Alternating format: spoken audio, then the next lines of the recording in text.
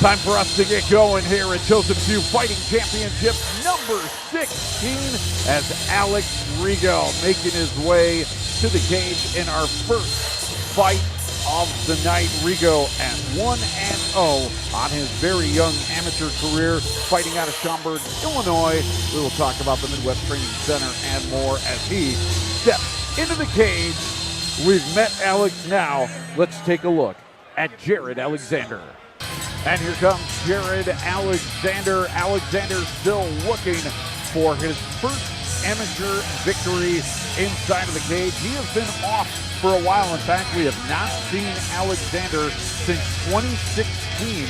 It has been over 3 years since he has stepped into the cage, and the last time we saw him in Chosen Few was way back in 2015 in Chosen Few Fighting Championship number 6. So Alexander, after some time off, ready to step back into the cage and square off against Alex Rego.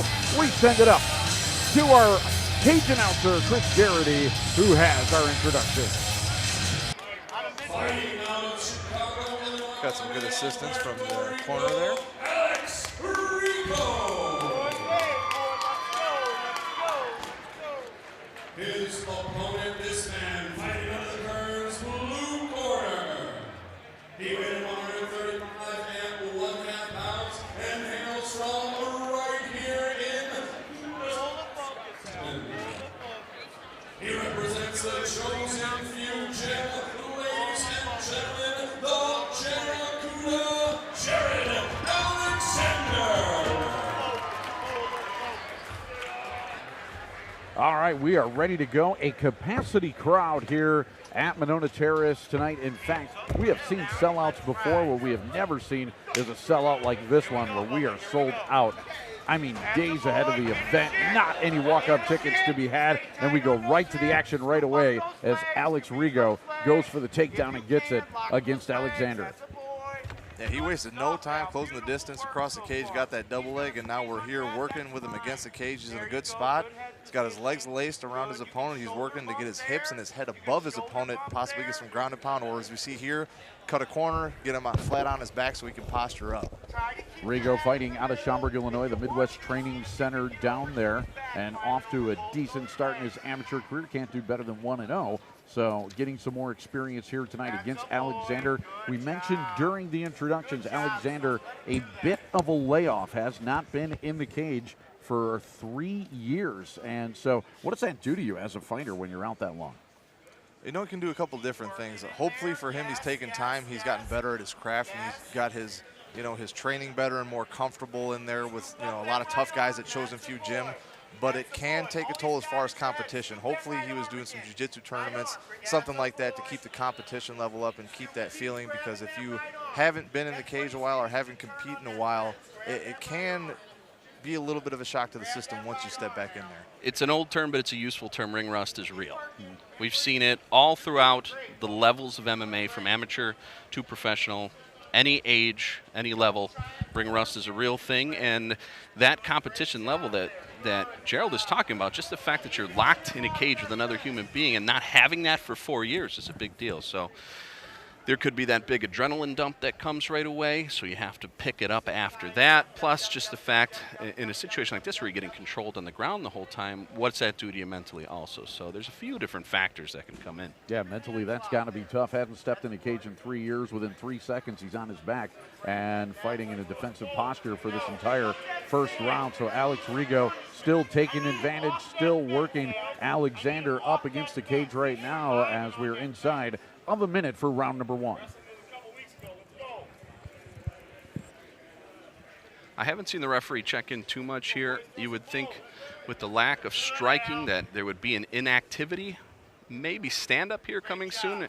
I've seen a lot of kind of disparity lately in the MMA world about referees standing up and not standing up. I've seen some extremely quick to do it, especially even in the clinch and the cage, separating. And then you see some that just let anything go, no matter how slow or how stalemate it is. So it is interesting that he's let this go as far as he has.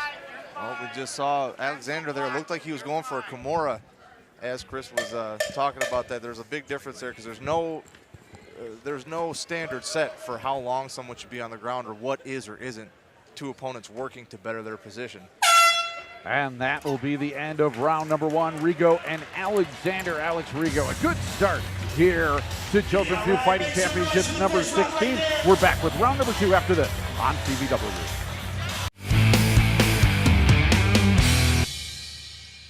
Set for round number 2, as this is the first fight of the night. 13 scheduled fights on the card here tonight for Chosen Few Fighting Championships number 16. And it was a good first round for Alex Rego, who got a takedown early and controlled whatever action there was in round number 1. Good inside leg kick by Rego right there. Going for another one there as well, as Rego, this time we get to see him on his feet a little bit, and Alexander as well, as again a quick takedown around number 1. All the action was right there on the mat after that, as Alexander tries a kick of his own. Yeah, right now I'm seeing Alexander looks a little bit tentative, and he needs to pick it up right now and not fear the takedown. A lot of times the guys get taken down like that, they get a little apprehensive because they know in the back of their mind if he gets taken down right now, he feels like he's going to get controlled, and that can keep him from throwing his hands, which is what is ultimately going to deter Rego from trying to shoot again. And what you're seeing here, and Gerald could talk about this a little bit too, is the length of Rego and the problem with Alexander getting inside that length. Using these inside leg kicks, sometimes push kicks, jabs, you can keep a fighter with a shorter reach away from you a lot easier. So what Alexander's going to need to do is cut off the angles a little bit more and try and get inside. And you can see right now, that's the problem he's having. He's kind of stalemated by the length that Rego has on it. Rego using good kicks to keep distance here against Alexander. Again, those low kicks on the legs of Alexander over and over again, but they've been doing work here and effective, and now he's able to lead in with a good left to the side of the head of Alexander. We've seen some good movement and leg kicks out of Rego, and it actually made Alexander switch stances, which opened him up for that shot. That's one of the things, if you're not a top-tier fighter, and even if you are, it's very dangerous to switch stances. If you ever see someone do it, if they jump on them, your defense is going to dramatically suffer in your opposite stance. And now we see after he switched back, it was a little bit too late, and he got taken down again to Alexander, and now he's got to work back up off the cage. So right now he's really got to work to hustle, trying to soften him up to the body a little bit, maybe get him to think about something else, but he has to get his legs back, has to get a knee against the cage and start working to his feet and really pressure Rego into a corner to negate that reach advantage, for one, and two, to try and keep him from moving in and out so much so he can time those takedowns. The other side of that coin, too, is what Rego did when he noticed the stance change, that he dropped his level and got the double leg takedown, which is kind of a lost art in the sport right now. You don't see a ton of double legs anymore. So kind of a veteran move for an amateur fighter with only one fight to notice that happen and then quickly adapt and then get his fighter to the ground where he knows he's going to control him. He swooped right in and again has been on top of Alexander, very similar to round number 1, after doing a good job as both guys were standing in the center of the cage. Rego now trying to get a choke set in on Alexander. Don't think that he got it. He's trying to get that left arm underneath.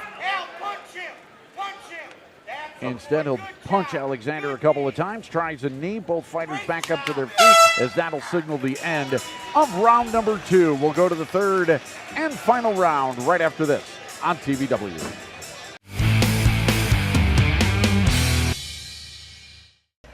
And here we go to the third and final round of our first match of the evening. Rego and Alexander. And Alex Rego with 2 good rounds under his belt so far. Now trying to finish off Alexander here in round number 3. And you got to figure that Alexander has to press the action here a little bit more. Not just press the action. This is desperation mode here. He's down 2 rounds easily. Now, I don't think the judges would warrant an 8-round out of those, but it doesn't matter. He's going to have to win this fight by sub or knockout. And now a stoppage, as it looks like a kick to an area that you don't want to be kicked in, and they're going to allow Alexander some time here to go ahead and get right. It looked very accidental and maybe kind of a graze, but as anyone knows, even a graze can set you back a little bit. So Alexander looks ready to go, and we will continue. That's good news. And that happens with the inside leg kicks. Obviously, you saw Rego successful with those, especially in the second round. And sometimes if your opponent's moving the whole time, so the foot can slip up. And You're right. You know, it's accidental. It probably happens in training more than it'll ever happen in a fight. Gerald can probably attest to that. And it's good that he wasn't too hurt by it. Yeah, he recovered quickly, and actually Alexander came out real aggressive there, and now he was a little bit behind the 8 ball, getting taken down again. He's wrapping up that neck. Hopefully he uses it to come back to his feet. He's seemed to be looking for a guillotine for a second, but right now he's got to let go of that head and try and shrimp back in to either regain his guard or build his base and get back to his feet.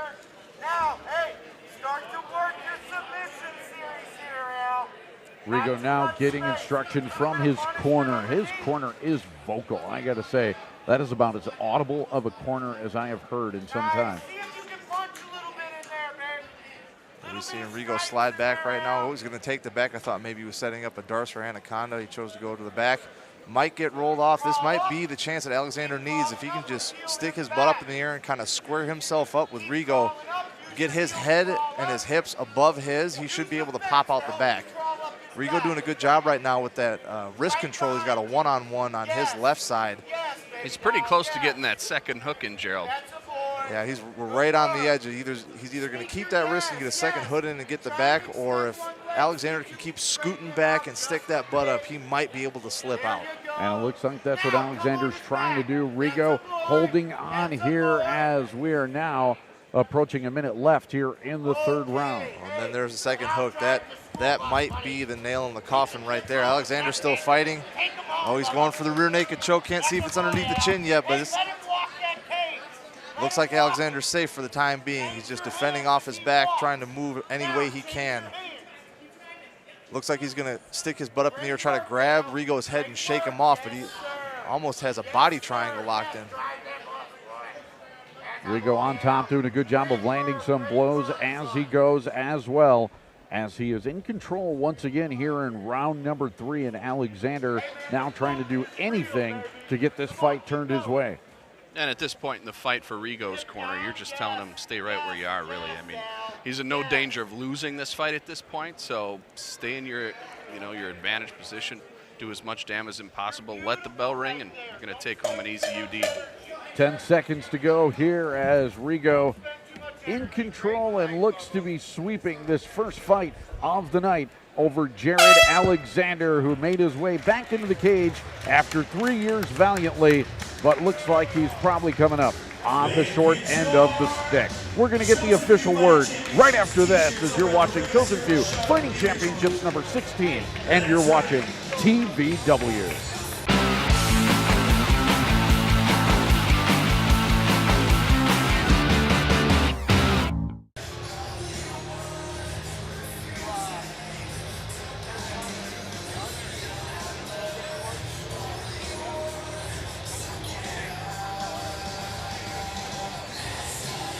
Take a look at the replays here from round number 3, and another takedown there by Alex Rego. Rego successfully took down Alexander in each of the first 3 rounds. And Gerald, it looks like Alex was in control basically from start to finish.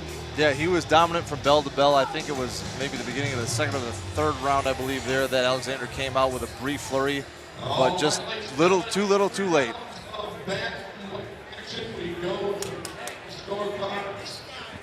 All judges score this bout the stadium 30-27 in favor of your winner by unanimous decision and fight of the red, Alex Rego. Chris Garrity still with a little bit of audio trouble with his mic. Hopefully they get that fixed up here soon, as the first bout of the night goes to Alex Rego. He improves to 2-0. All right, we'll be back with more. It's Benjamin Copeland, Mike Greiner coming up next here on TVW.